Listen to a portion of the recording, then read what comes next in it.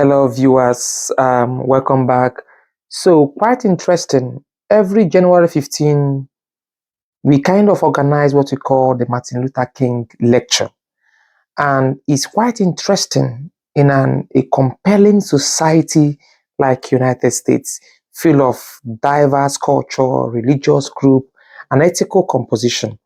And the African American community always beyond that also white tend to listen to the inaugural lecture of Martin Luther King Jr. And the University of Pennsylvania quite organized a very interesting 23rd Martin Luther King Jr. lecture, which was delivered by Professor Roberts. And very unique quotes I like of Martin Luther King Jr. goes like this: injustice anywhere is a threat to justice. Everywhere we are caught in an inescapable network of mutuality, tied on a single garment of destiny. Whatever affects one directly affects all indirectly. Thank you as you stay tuned to listen to the wonderful lecture on Martin Luther King Jr.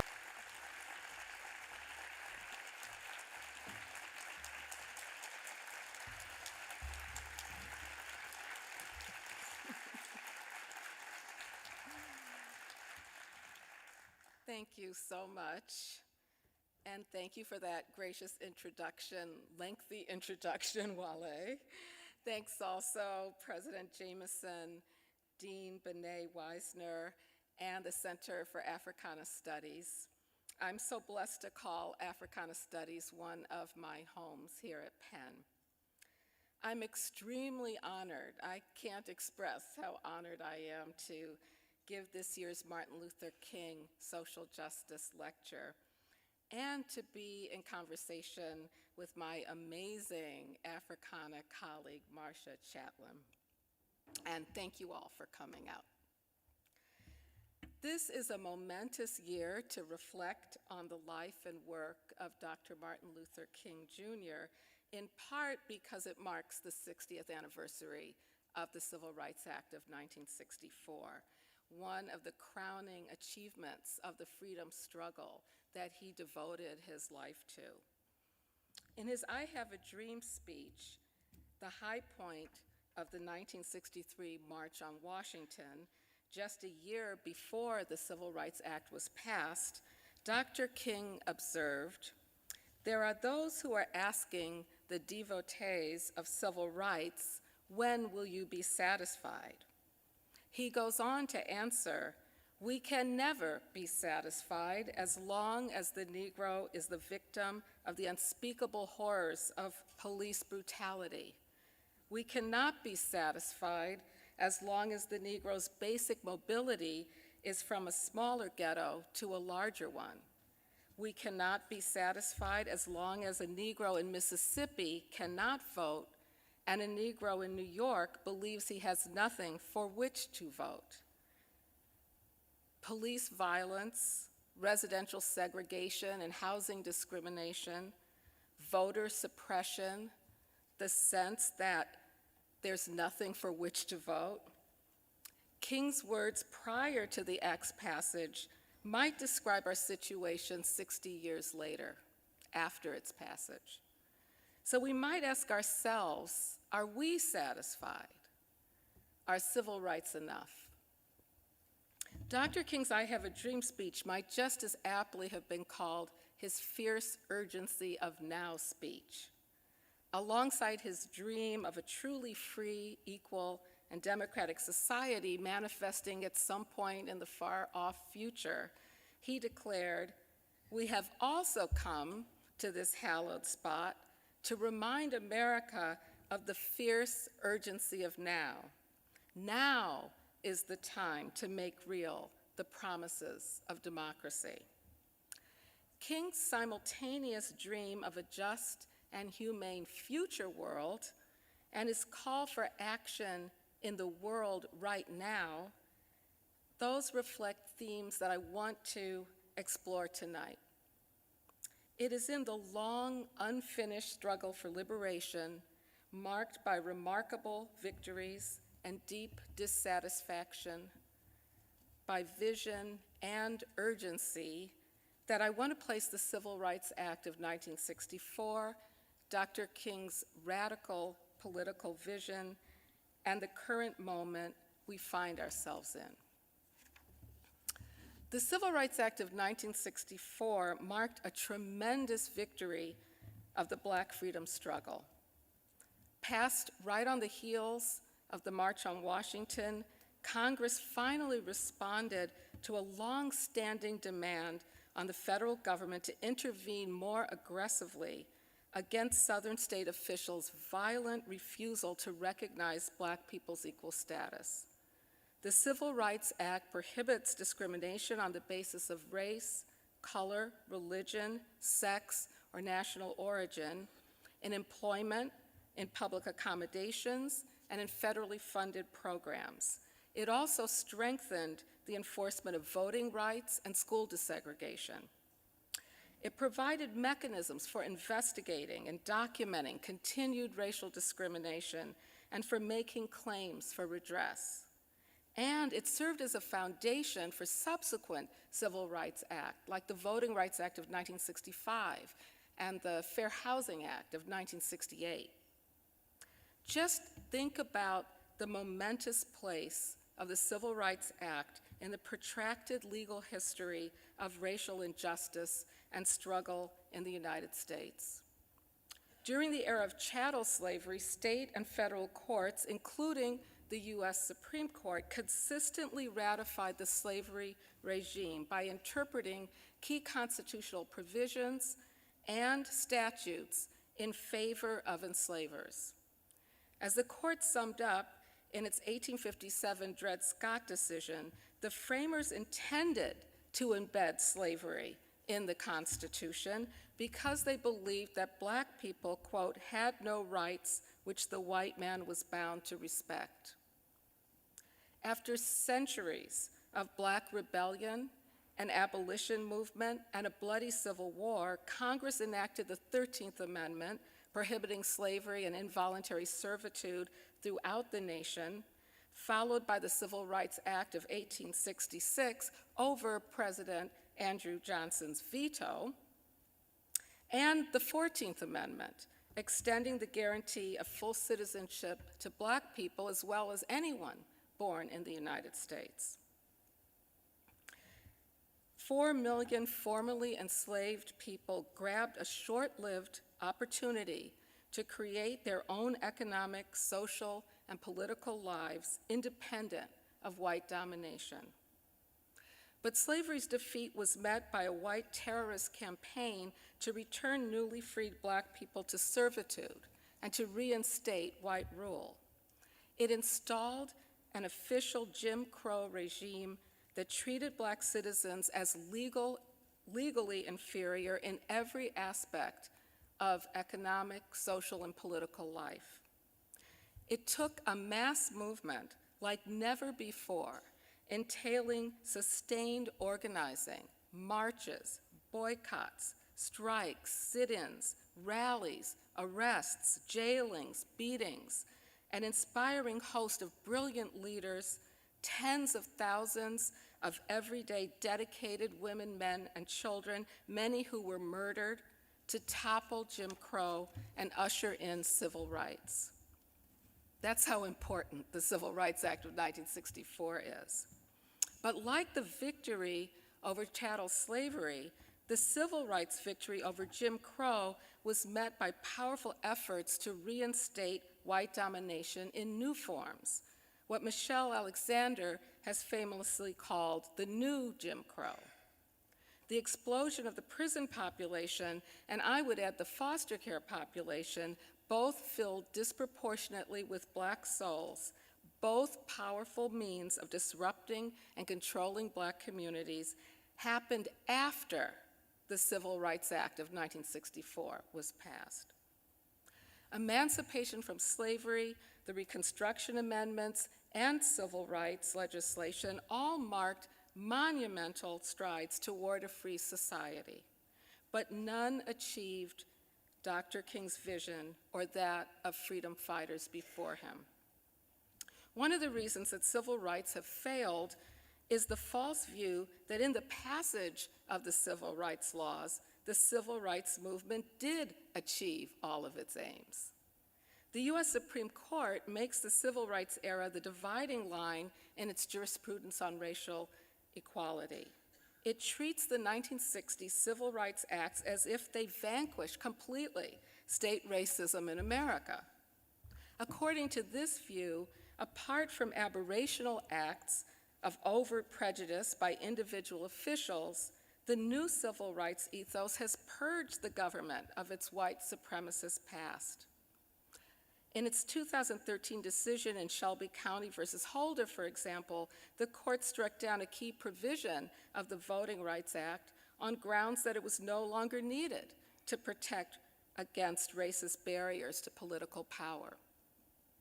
A majority of Supreme Court justices embrace a colorblind political ideology, a key post-civil rights strategy developed by conservatives to preserve white domination in laws that appear race neutral on their face.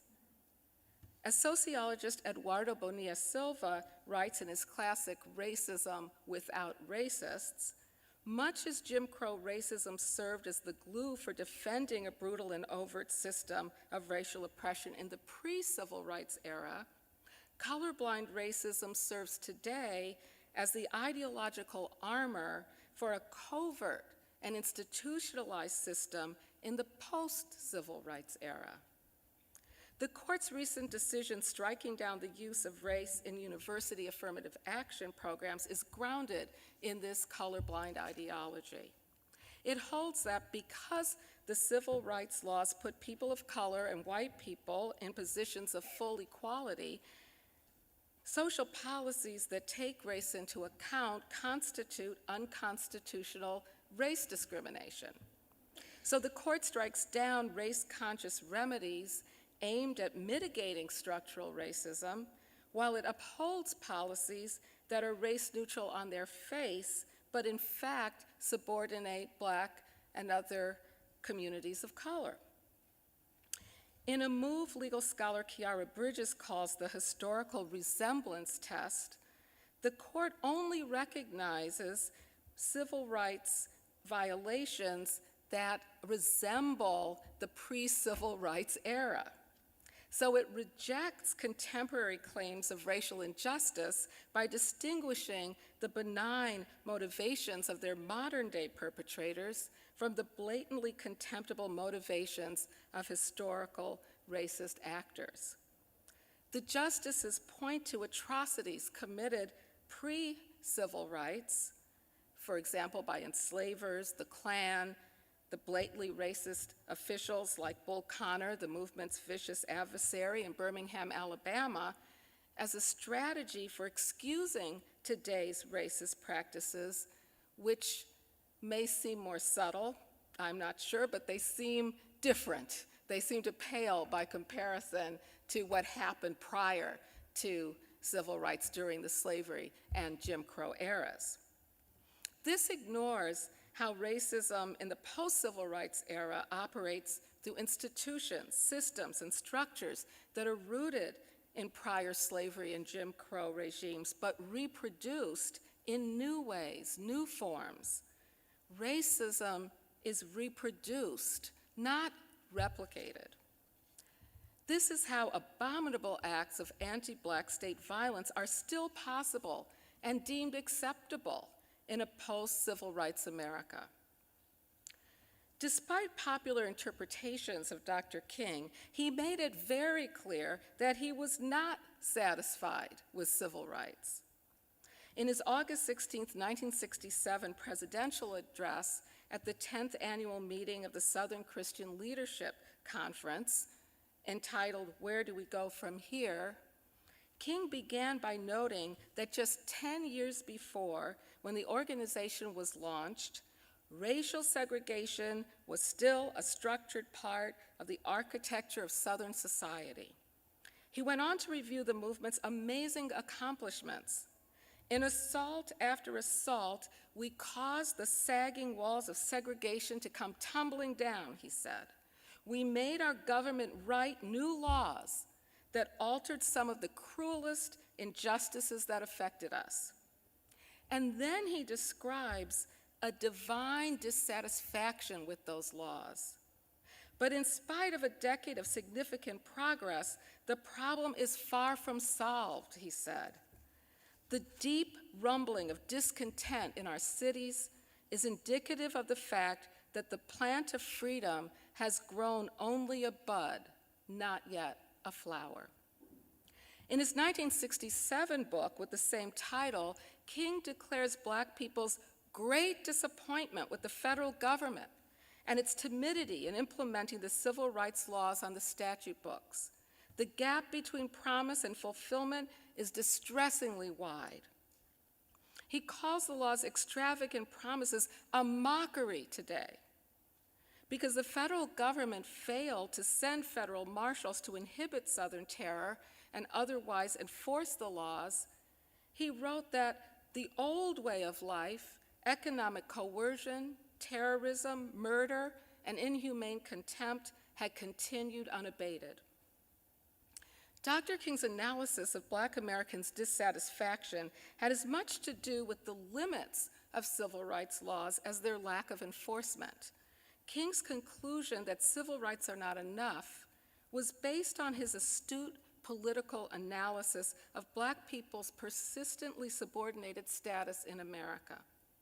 In the 2 years before he was gunned down, Dr. King promoted a radical structural analysis of the entanglement of white supremacy and poverty. Like other radical activists, he adjusted his strategies after the civil rights laws were passed in response to white backlash and recalcitrance, and to his own ethical evolution.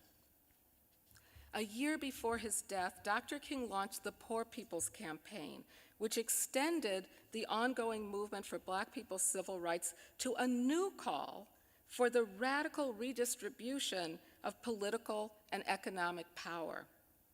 According to historian Peniel Joseph, Malcolm X's assassination in February 1965 and the Watts uprisings in August of that same year marked King's decisive shift in thinking and his transition into what Joseph calls a revolutionary dissident vilified in quarters that once feted him, and a target of the FBI's covert COINTELPRO aimed at destroying the Black Power movement.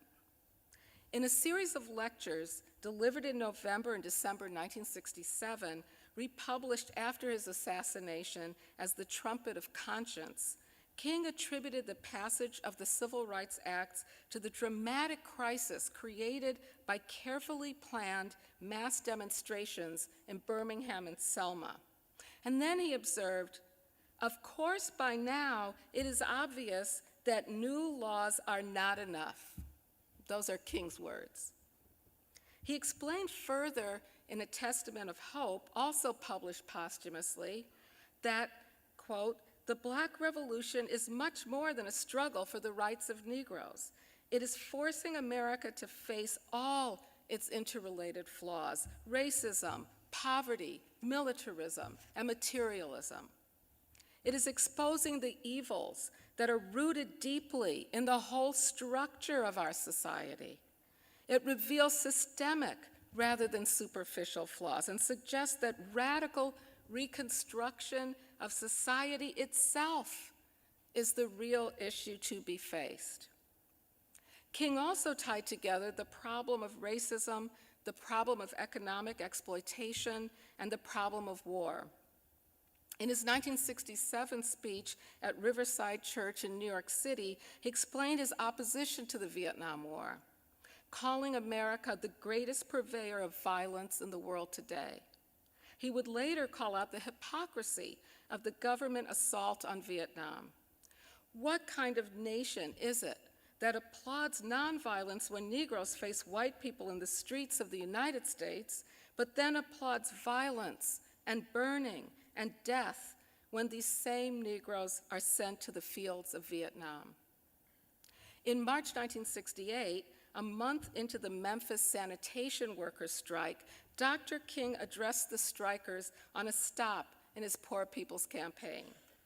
He told the workers that their strike reminded us that it is a crime in this rich nation to receive starvation wages. You are highlighting the economic issue, he said. You are going beyond purely civil rights to questions of human rights. Again, King celebrated the movement's prior victories. The civil rights laws, he said, did a great deal to end legal segregation and guarantee the right to vote. But then, once more, King emphasizes the inadequacy of civil rights and the need to move radically beyond them. With Selma and the Voting Rights Bill, one era of our struggle has come to a close, and a new era came into being, he declared. Now our struggle is for genuine equality, which means economic equality. For we know that it isn't enough to integrate lunch counters. What does it profit a man to be able to eat at an integrated lunch counter if he doesn't earn enough money to buy a hamburger and a cup of coffee? Unlike the dominant view that civil rights are enough, King calls for a new phase of liberation struggle, one that tackles the structural forms of injustice that civil rights laws have not and cannot abolish. To force America to be born again, as King termed it, he called for organizing tens of thousands of poor and working class people and their allies to demand transformative government action to create widespread economic security, including calling for providing jobs and a guaranteed annual income, demolishing slums, and rebuilding communities, what he called a new economic deal. We need not a new law, he said, but a massive new national program. King also tied the new phase of the domestic movement to global freedom struggles, calling it, quote, inseparable from an international emergency which involves the poor, the dispossessed, and exploited of the whole world. Now, King never abandoned his adherence to nonviolence as a political strategy. He rejected armed rebellion on practical as well as moral grounds. He argued that organized nonviolent mass protest was more effective and realistic than violent uprisings for Black people to gain the power required to bring about revolutionary change. Yet for King, this was a disagreement over tactics more than over the need for radical change. I am not sad that Black Americans are rebelling, he wrote in A Testament of Hope. This was not only inevitable, but eminently desirable. Without this magnificent ferment among Negroes, the old evasions and procrastinations would have continued indefinitely. King didn't even shy away from the urban uprisings exploding in major cities in 1967. I don't mean he participated in them, but he didn't shy away from dealing with them. In The Trumpet of Conscience, King presents a brilliant, and I think to many people it will be shocking, defense of the rioters, as they were called then, on grounds that their violence to a startling degree was focused against property rather than against people. King turned his criticism of violence to the military and the police. The much publicized death rate or death toll that marked the riots and the many injuries were overwhelmingly inflicted on the rioters by the military, he said. It is clear that the riots were exacerbated by police action, and that was designed to injure or even kill people. That made a moral difference to Dr. King. A life is sacred. Property is intended to serve life, he said. Then, instead of distancing his nonviolent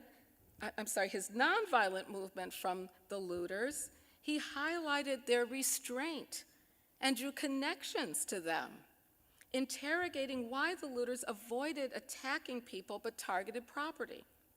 King's answer was, because property represents the white power structure which they were attacking and trying to destroy. The uprisings, he said, were directed against symbols of exploitation and designed to express the depth of anger in the community. Then King concludes, I find this so fascinating. If one can find a core of nonviolence toward persons, even during the riots when emotions were exploding, it means that nonviolence should not be written off for the future as a force in Negro life. For King, the uprising showed hope for the potential efficacy of organized nonviolent struggle. But he added, not until it has achieved the massive dimensions, the disciplined planning, and the intense commitment of a sustained direct action movement of civil disobedience on a national scale. I reached the conclusion that civil rights aren't enough by focusing throughout my career on the nation's devaluation of Black women and our resistance against it. In my first book, Killing the Black Body, Race, Reproduction, and the Meaning of Liberty, published in 1997, I elaborated the long history of regulation of Black women's bodies and argued that that history has been crucial to reproductive and racial politics in America from the very beginning. My first research project, launched in the late 1980s, investigated and challenged the prosecutions of Black mothers across the country for being pregnant and using drugs. Racist myths about them giving birth to so-called crack babies, falsely described as irreparably damaged, bereft of social consciousness and destined to delinquency, had turned a public health issue into a crime. I saw the prosecutions as part of a long history of oppressive policies originating in the exploitation of Black women's reproductive labor that devalued Black women and denied their reproductive freedom. The belief that Black women passed down a depraved lifestyle to their children persisted after the passage of the civil rights laws and was crucial to the post-civil rights retrenchment that Dr. King condemned. Daniel Patrick Moynihan's 1965 report, The Negro Family, The Case for National Action, that blamed Black matriarchs for impoverishment of Black ghettos, played a pivotal role in the backlash against the Civil Rights Act passed just the year before. Popular stereotypes of Black maternal unfitness circulated throughout subsequent decades, with disparaging icons such as the welfare queen, portrayed as having babies just to get a welfare check and then spending all the money on herself as she neglected her children. These myths about Black women's hypersexuality and hyperfertility fueled harsh welfare and law enforcement policies directed at the whole nation, especially Black communities, but also targeted at Black women, including mass sterilization of Black women through federally funded social service programs, dropping Black mothers from the welfare rolls, and removing Black children from their homes to be placed in foster care. Black women's historical experiences of reproductive violation also illuminate the cruel intersection of laws that compel pregnancy and laws that criminalize pregnancy, foreshadowing the enormous catastrophe for health and freedom threatened by the US Supreme Court's Dobbs decision overturning Roe versus Wade, and Black women's analysis of and struggle for reproductive justice are essential to fighting back. I radically changed my understanding of the freedom struggle as a result of my engagement with the reproductive justice movement and prison abolition movement. For 2 decades, after publishing my second book, Shattered Bonds, The Color of Child Welfare, in 2001, I participated in many reform efforts attempting to improve the foster system. I learned the futility of tinkering with a system designed to police poor, indigenous, and other disenfranchised communities. Given its foundational logic centered on threatening the most marginalized families by taking their children, blaming them for harms that are actually caused by poverty and other structural inequities, the system has absorbed efforts to mitigate its flaws and has continued reproducing the harms to children and their loved ones. Instead, as I argue in my latest book, Torn Apart, we need a radical paradigm shift in the state's relationship to families, a complete end to family policing by dismantling the current system and reimagining the very meaning of child welfare, care, and safety. W.E.B. Du Bois attributed the defeat of freedom after the passage of the Reconstruction Amendments to the nation's failure to install what he called abolition democracy. Renowned activist and scholar Angela Y. Davis explains that Du Bois pointed out that in order to fully abolish the oppressive conditions produced by slavery, new democratic institutions would have to be created. True freedom required not only the end to chattel slavery, but also the simultaneous building of a free society for everyone. Like the struggles to abolish slavery, today's abolition struggles aren't just about tearing down systems. An essential aspect of prison abolition theory and activism is that eliminating prisons must occur alongside creating a society that has no need for them. Abolitionists are working toward a reimagined world where all vestiges of slavery are unimaginable. When Dr. King returned to Memphis on April 3, 1968, the day before he was murdered, he spoke once more to the striking sanitation workers. He reported on rumors of threats against him by what he called sick white men. And then he issued those astoundingly prophetic words. But it doesn't matter with me now, because I've been to the mountaintop, and I don't mind. Like anybody, I would like to live a long life. Longevity has its place, but I'm not concerned about that now. I just want to do God's will. King goes on to peer into the future, and he's allowed me to go to the mountain, and I've looked over, and I've seen the promised land. I may not get there with you, but I want you to know that we as a people will get to the promised land. To the very end, King preached both his dream of a liberated future and the fierce urgency of now. His words, at once tragic and inspiring, remind me of the abolitionist stance. We envision as absolutely possible a world without prisons, family separation, and poverty. A horizon we see far in the future while urgently working toward it right now. I hear King's abolitionist message in the songs of enslaved people who made heaven their home while enacting heaven on earth. They had to imagine a future where slavery didn't exist in order to strive toward freedom in the here and now.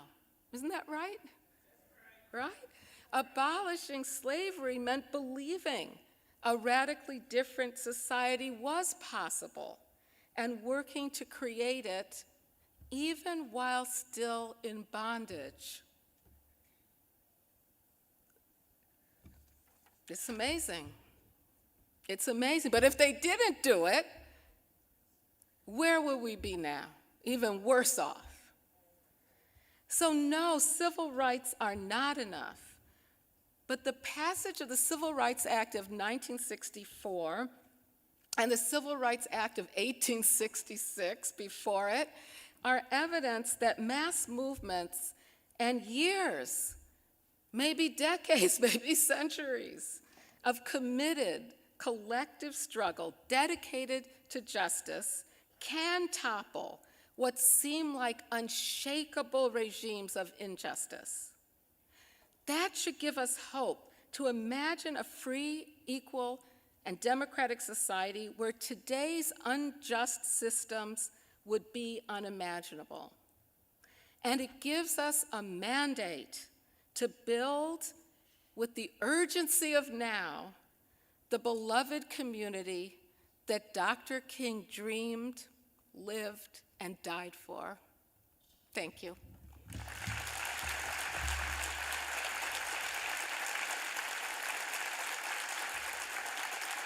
Thank you.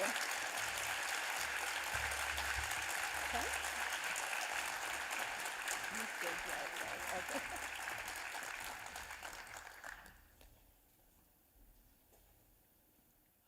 Let's all take a deep breath, huh? Good evening, everyone. I'm Marcia Chatelain, and I have the pleasure of talking to Professor Roberts tonight about her incredible lecture and her incredible scholarship.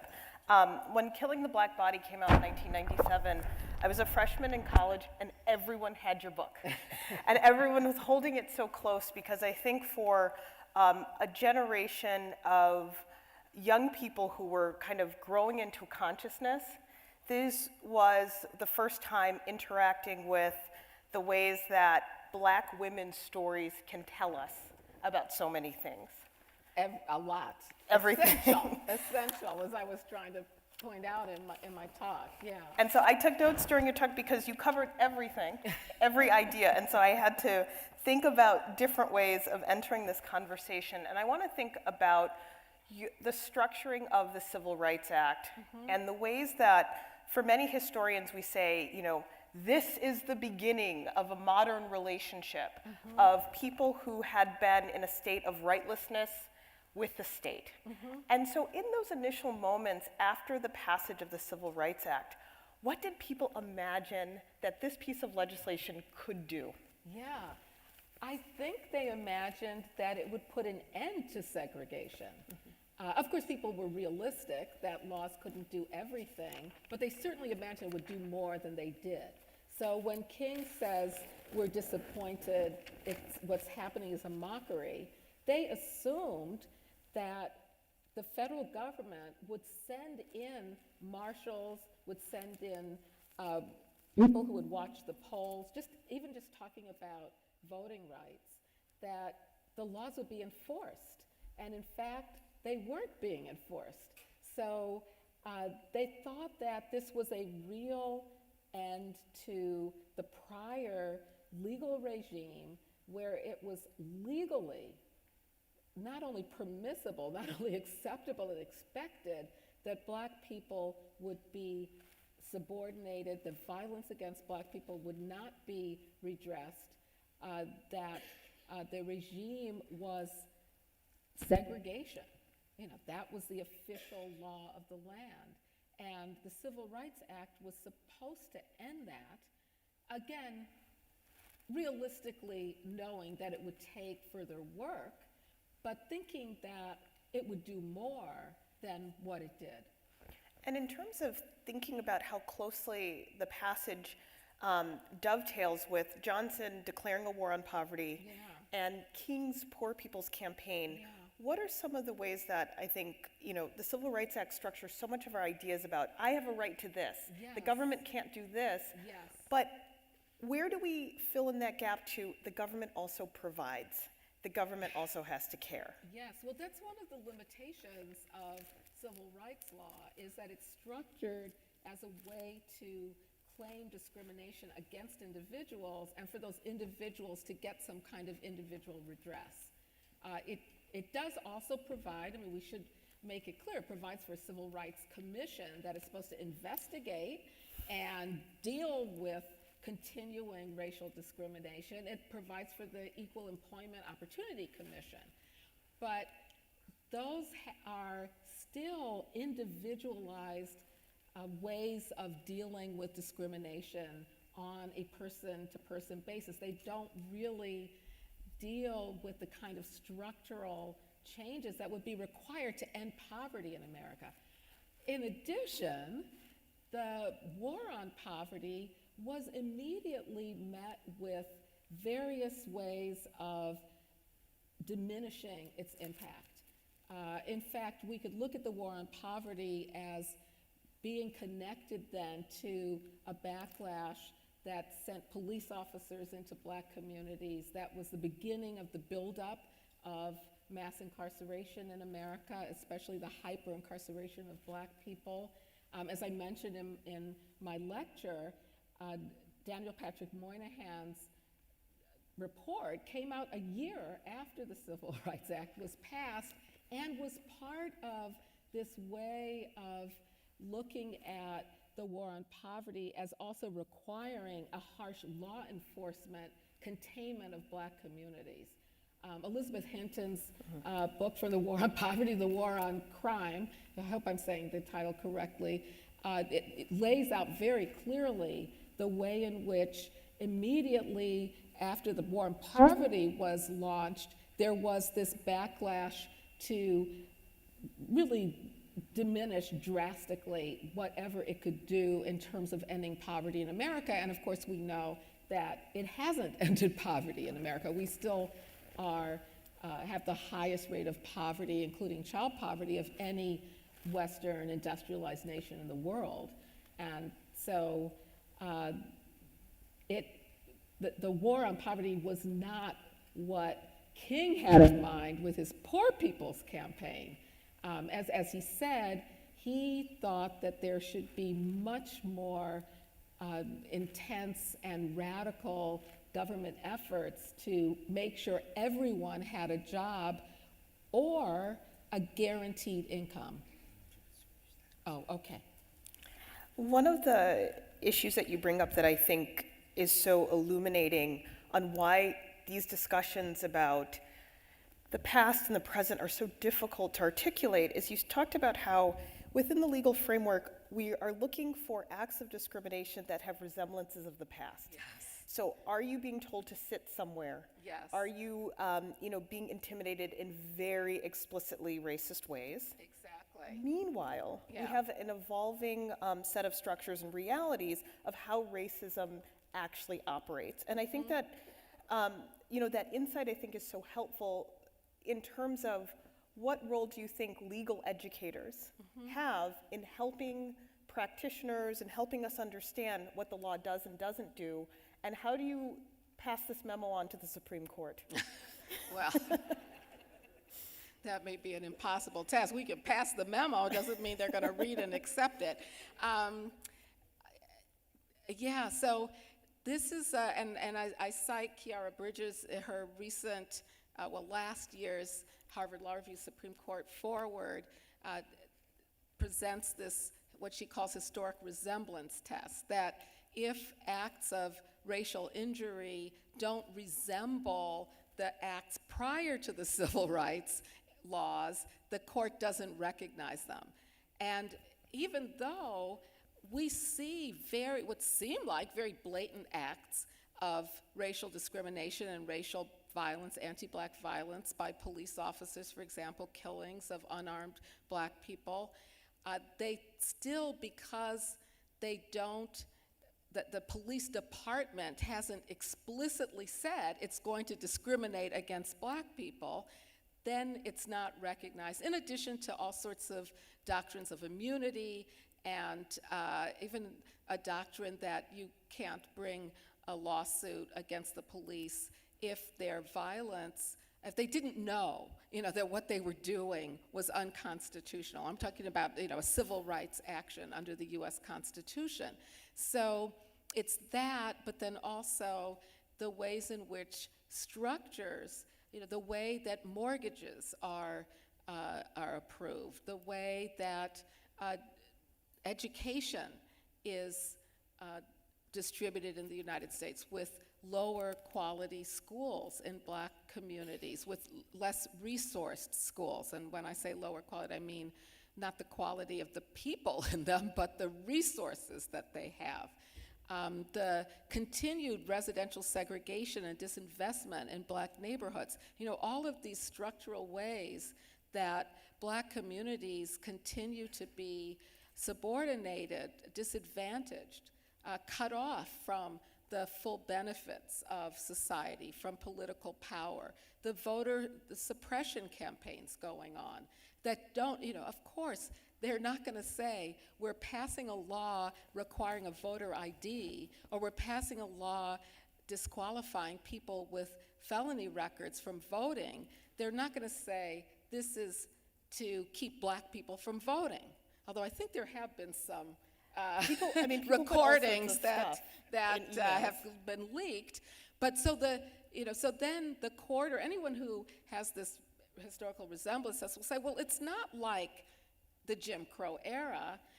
That was ended, and so it doesn't qualify as racism. And as I pointed out also, and others have pointed out, that means then if you take race into account to try to address these continued acts of racism, continued policies and practices that preserve white supremacy and structural racism, then it looks as if you're discriminating. That's the act of race discrimination.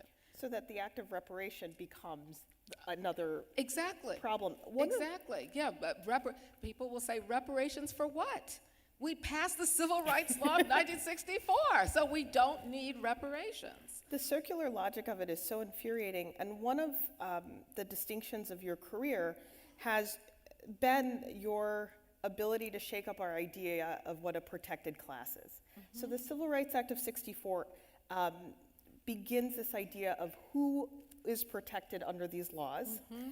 but we understand through your research the poor are not fully protected. Right. Children are not fully protected. Yeah. The disabled, Black women, pregnant people, they're all of these people who, again, are in the state of rightlessness. And I'm curious from your perspective, in our colloquial understanding of the Civil Rights Act, do you think that we've imagined it as serving the interests of the elite, people who can sue, people who can afford discovery and find out that Exxon has been discriminating against Black executives? I'm curious about where does it then rest in terms of all of these people who are excluded from the law? Yeah, so that's another limitation of basing radical change on bringing a lawsuit based on protection of individual rights. You have to be an individual, not only who seems to be deserving of protection, but also someone who has the money or other resources to bring the lawsuit. And there are civil rights attorneys, and that is a whole cadre of attorneys who came up during the civil rights movement, but also after the passage of the civil rights laws, attorneys who bring lawsuits to seek redress for discrimination, to protect the rights of individuals against discrimination, all forms of discrimination. But it's not enough to bring about the structural changes that Dr. King and others want to see, and that would actually bring into this nation a truly equal and democratic society.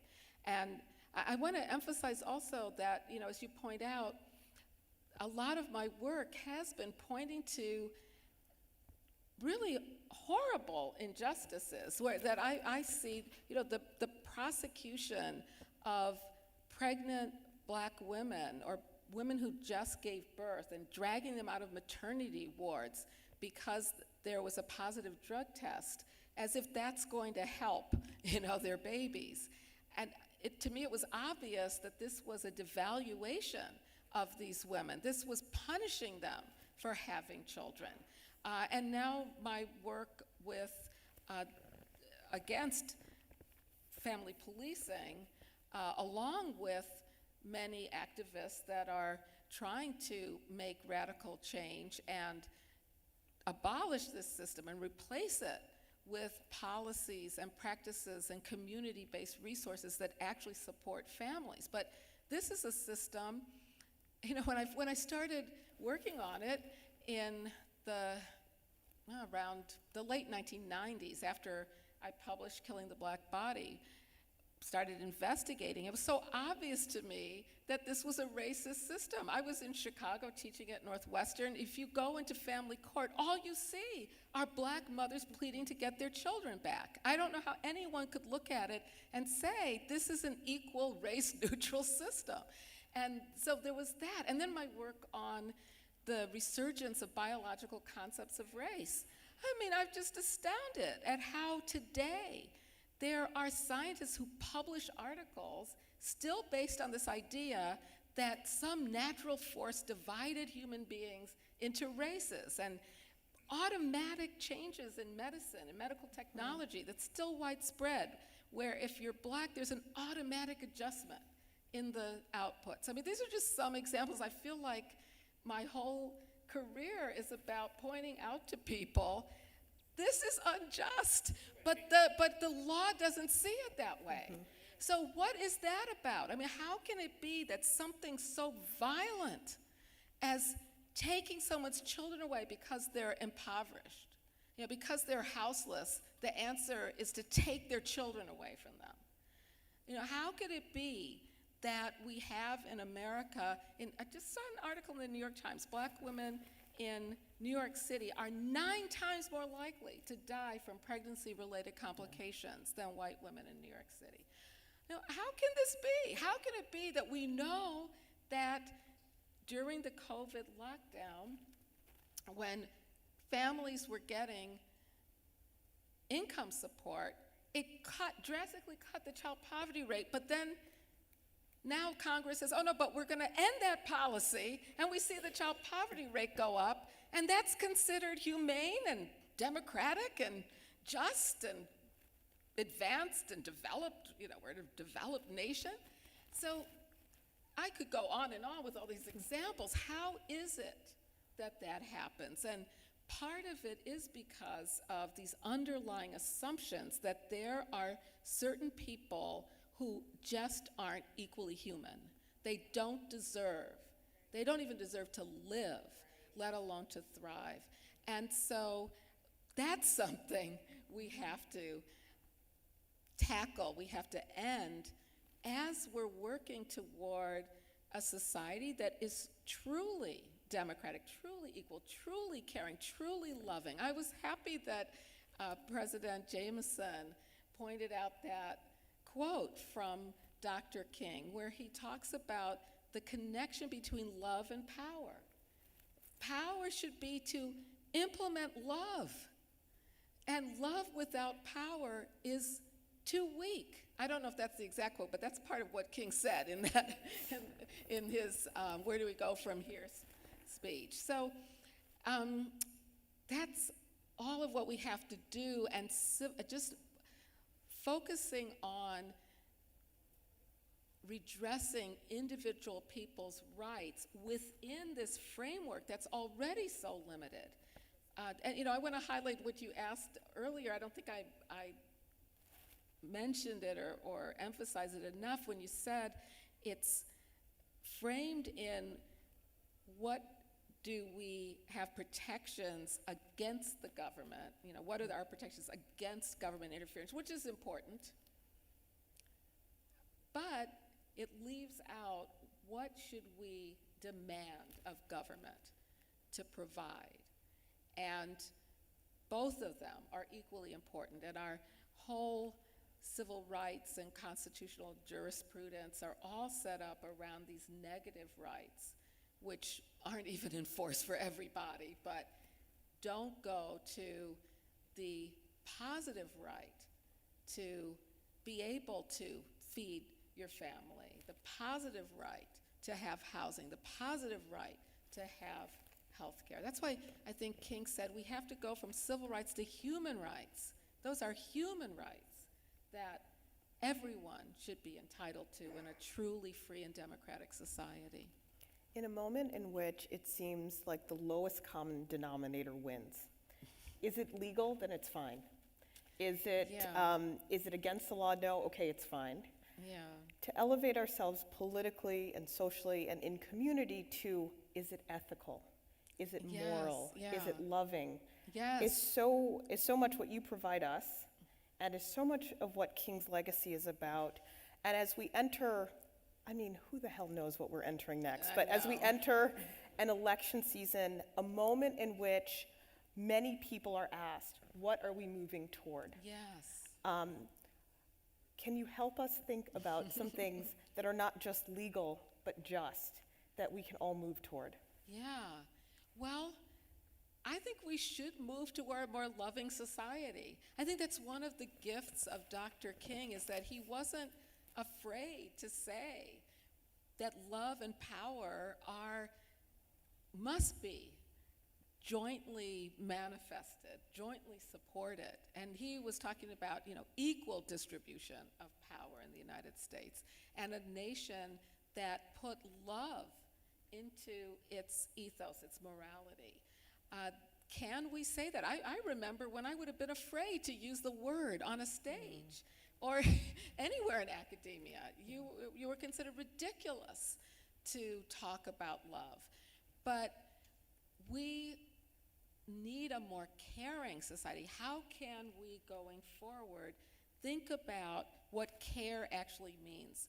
Care has been so distorted by the dominant way of thinking about law and policy, where care is twisted so that you only get care if you conform.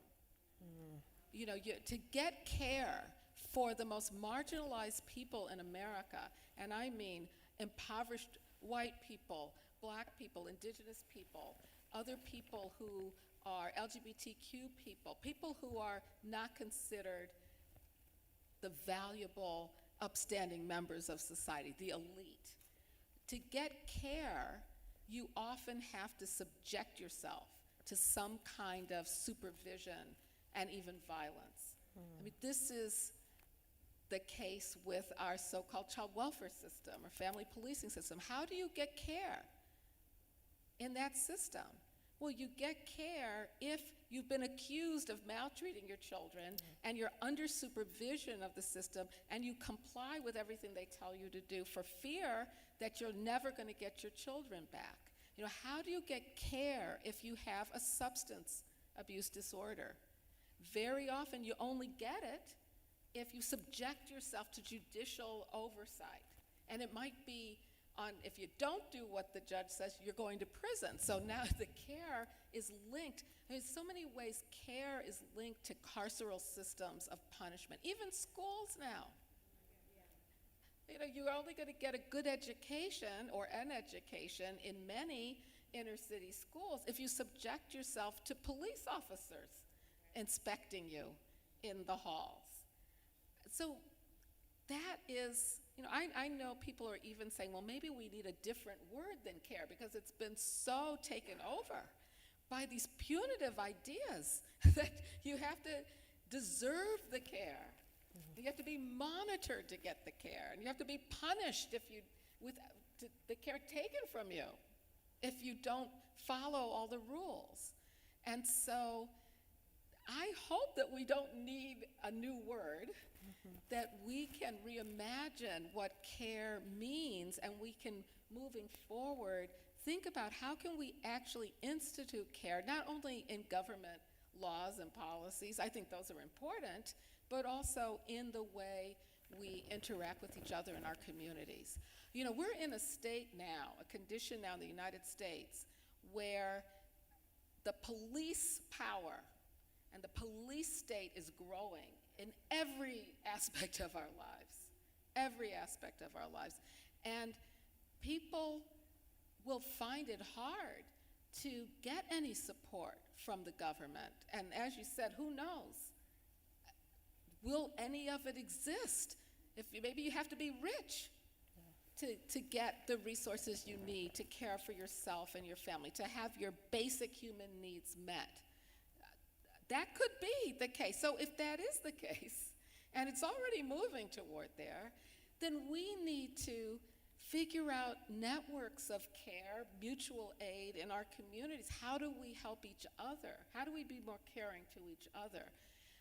I'm someone who doesn't want to leave the government off the hook. I know some people I work with say we can't depend on the state at all.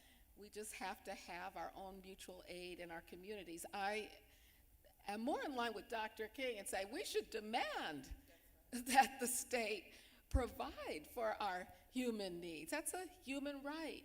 But I do think that we have to be more willing and more attentive to the needs of all of us in our networks, whether it's our communities, our departments, our friends, our families, and think about in this era how we are going to build and create, despite what seem like impossible odds, more loving communities in our own circles, as well as spreading it out as much as we can.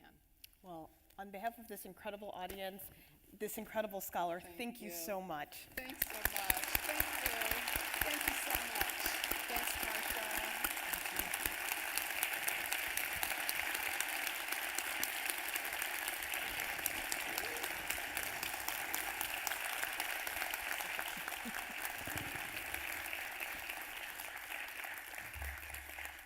Thank you very much. Now,